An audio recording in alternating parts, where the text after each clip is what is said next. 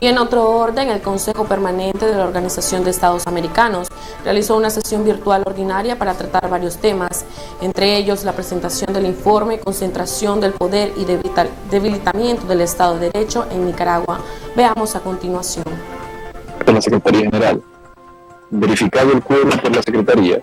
tengo el honor de declarar abierta la presente sesión ordinaria del Consejo Permanente. Debilitamiento del Estado de Derecho en Nicaragua, publicado por la Comisión Interamericana de Derechos Humanos el día 28 de octubre pasado. Comisionada Urrejola, tiene usted la palabra.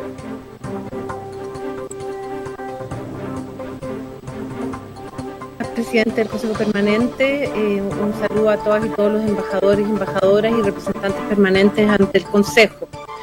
En mi calidad de presidenta de la Comisión Interamericana de Derechos Humanos y como relatora para Nicaragua, agradezco la invitación del Consejo Permanente para dirigirme ante ustedes en representación precisamente de la Comisión y compartir los hallazgos, conclusiones y recomendaciones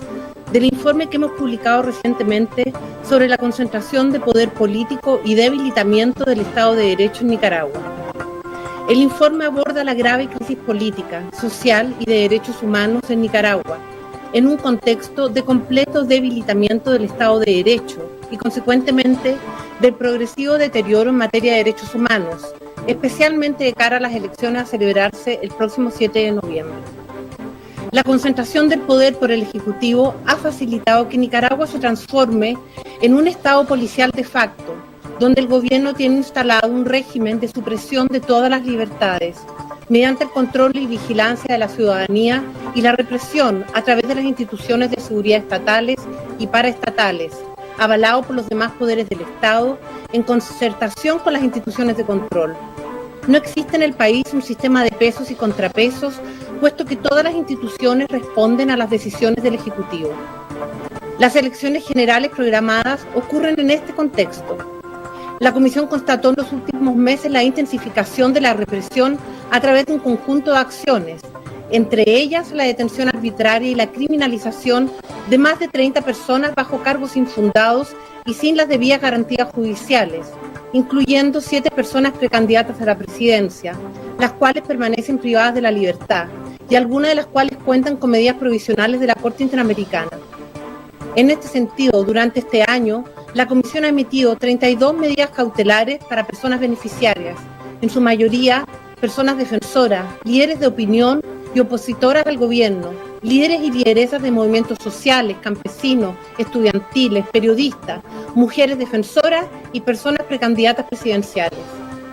Asimismo, el informe que hoy les presentamos da cuenta de la cancelación de la personería jurídica de 3 partidos políticos y el hostigamiento a las organizaciones civiles y de derechos humanos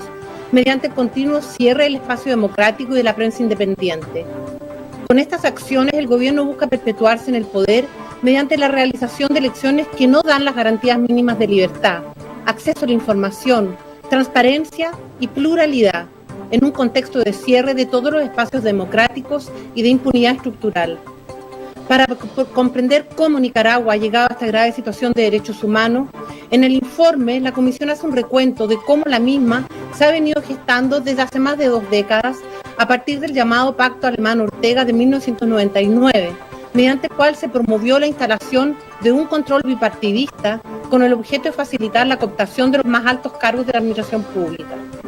El proceso de concentración de poder en el Ejecutivo se intensificó en el año 2007 al asumir el actual presidente de la República su segundo mandato y se consolidó a partir de la grave crisis de derechos humanos iniciada en abril de 2018.